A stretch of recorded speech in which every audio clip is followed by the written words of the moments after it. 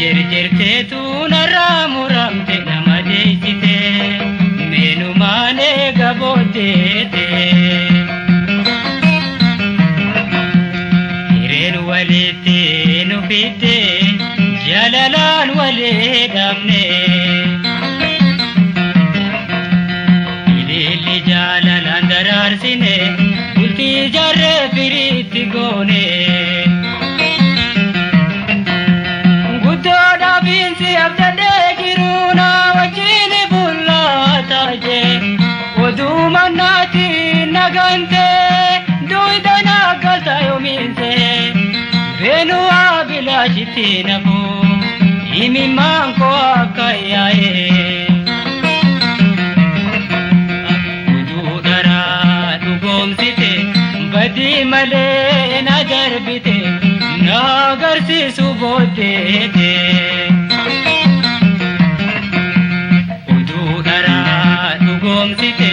badi male na darbite nagarsi subodete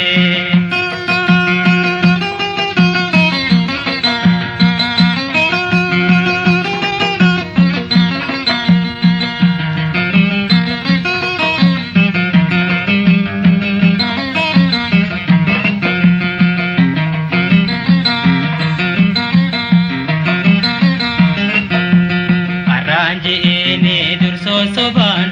arrata khedai madibate abalu hiya jalalean simale jette khakhate sansayo gaya dade arana mana nufuldura yoni nansiya kemale bodete arkuma pinjira karkara Irana dorka dubira ududara dugomsite badi male na darbite nagarsi subodete ududara dugomsite badi male na darbite nagarsi subodete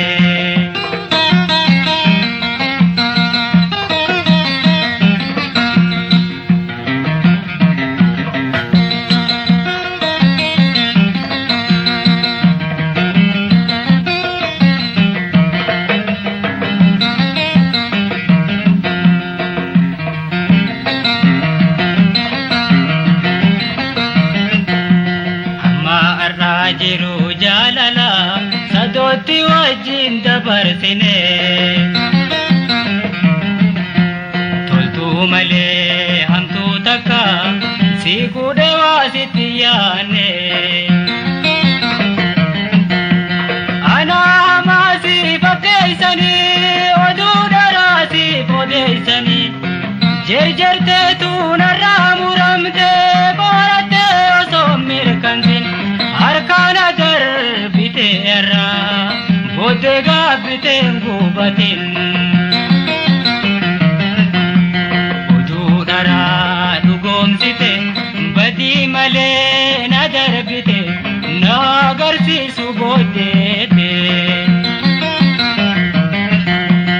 ududara dugomsite badi male na darbite nagarsi subodete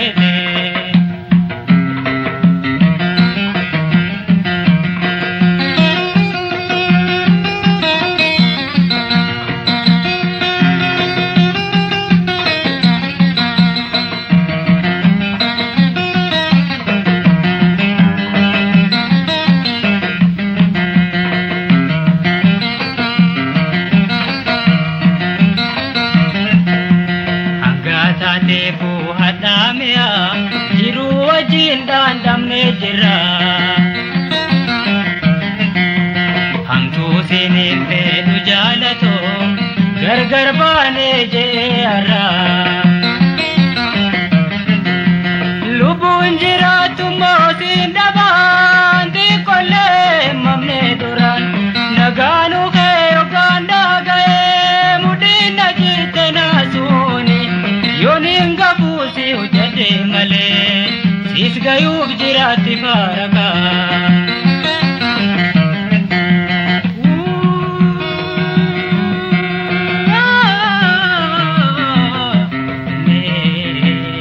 Numane gabootete utuu dharaa dhugoomsite badii malee na darbite na agarsiisu booddeete. Utuu dharaa dhugoomsite badii malee na darbite na agarsiisu booddeete.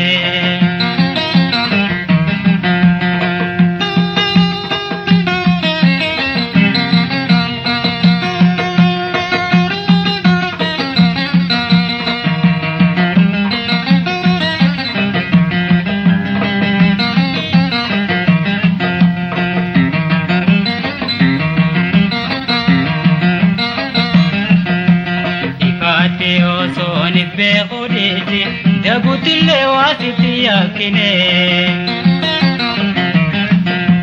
badhaadha jaalala gammachuun si wajjin soorachuu malee.